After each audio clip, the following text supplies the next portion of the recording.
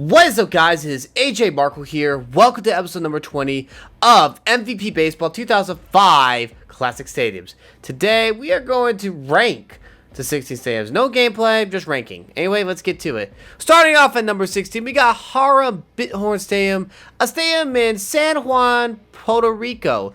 It was home temporary to the Montreal Expos when they played a handful of games, and it was a decent stadium, but it didn't fill the stadium. But one of the things I don't like, there really isn't any upper deck, and there really isn't anything that could warrant that's a modern day stadium. But rather it's still kind of old. Some would say, however, that because of funds and everything, it wouldn't make upper deck. They probably would get a new stadium. But also, Harbor Stadium, no history at all in terms of like playoffs. So it's number 16 on the list. Next is Olympic Stadium. Olympic Stadium, it has history, but the reason I rank it lower on this list is because you notice that huge gap right in the middle? There's nothing there. There's no eye or anything. Oh, there's a scoreboard in the middle. Yeah. I mean, it has the distance necessities and everything, and it does have all the necessity for like a good ballpark with the upper decks and everything. But it was so old in history, went kind of downhill. No World Series either. This stadium did not make the top 10 due to lack of history and that gaping hole in the middle. I mean, some stadiums will have lack of seats in the middle, but other than that, though, no history. Oh boy, this is going to give me a lot of hate. Forbes Field.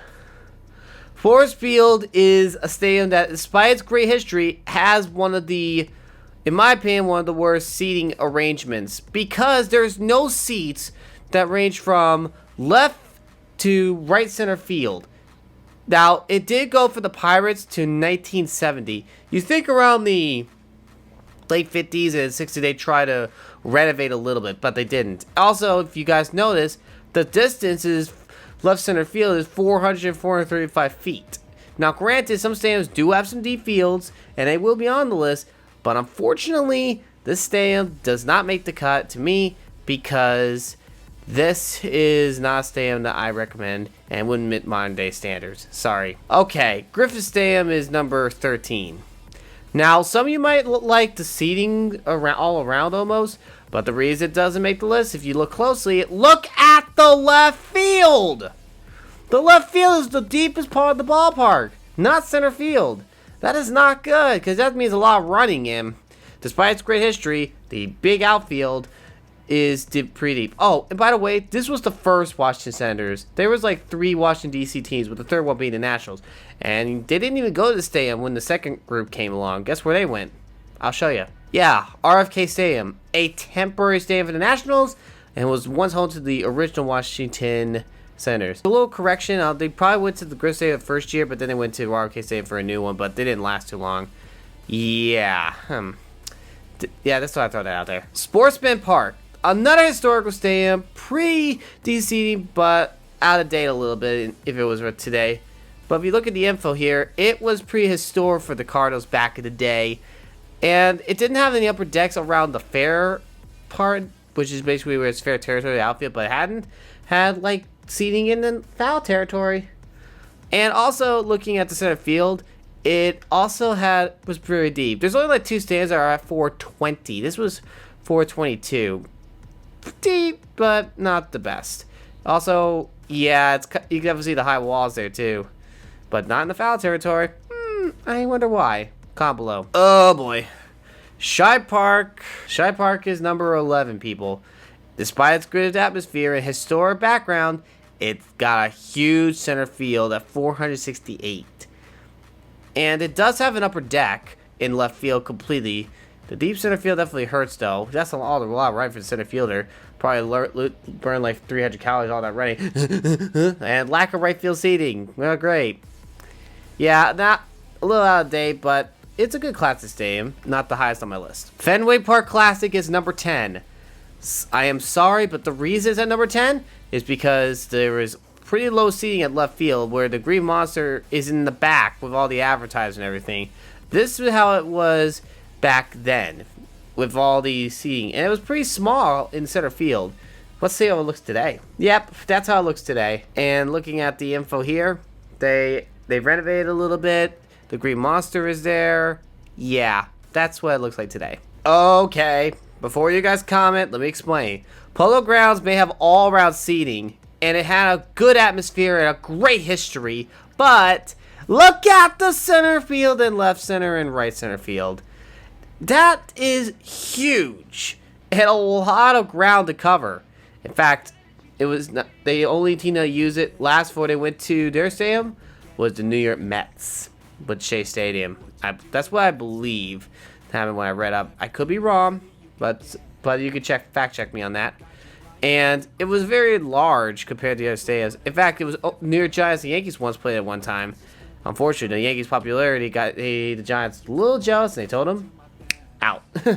That's why Yankees had their new stadium. Okay, I know Crosley Field is a little higher on the list, but the reason it's higher up on the list, great history. Look at the info here.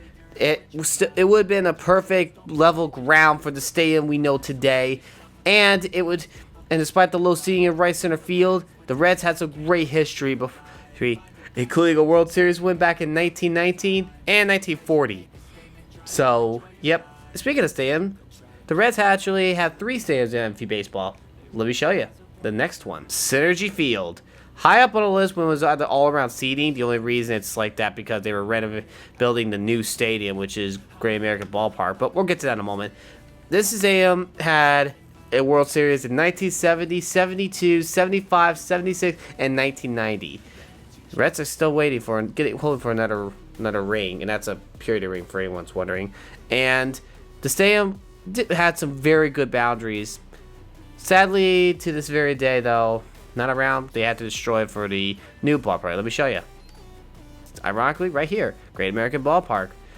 Great atmosphere, up to date, and still around for the past 20 years, which really says a lot. Metropolitan Stadium. Now, I got it wrong in one episode. I apologize, and let me break it down. This stadium is up to date off this list because I like the atmosphere, a little old school.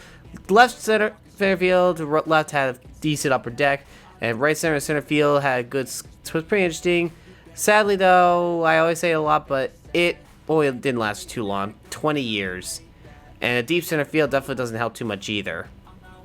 But that's staying for you guys. Metropolitan Stadium. All right, top 5. Veterans Stadium. The only reason that it ended up declining, became one of the worst stadiums, is because it was out of date. But we can't forget its history. The Phillies won their first World Series in 1980, and they will not win another to 2008 at their new ballpark, Citizens Bank Park. This is the park right here. That's their park today, and it's still around today, and people still use it today. So, yep, like the ballpark, like the Liberty Bell. It's a good touch. Cleveland Municipal Stadium was the last stadium before Cleveland went to Jacobs Field, now Progressive Field.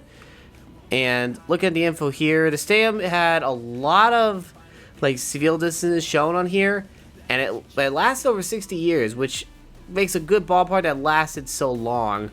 Some stadiums that were lower on the list lasted longer, or maybe close to it, but it wouldn't fit today. And the turf is bluegrass. That's a new one for me a little bit. But this stadium had the upper decks, had the seating, had the eye in the center.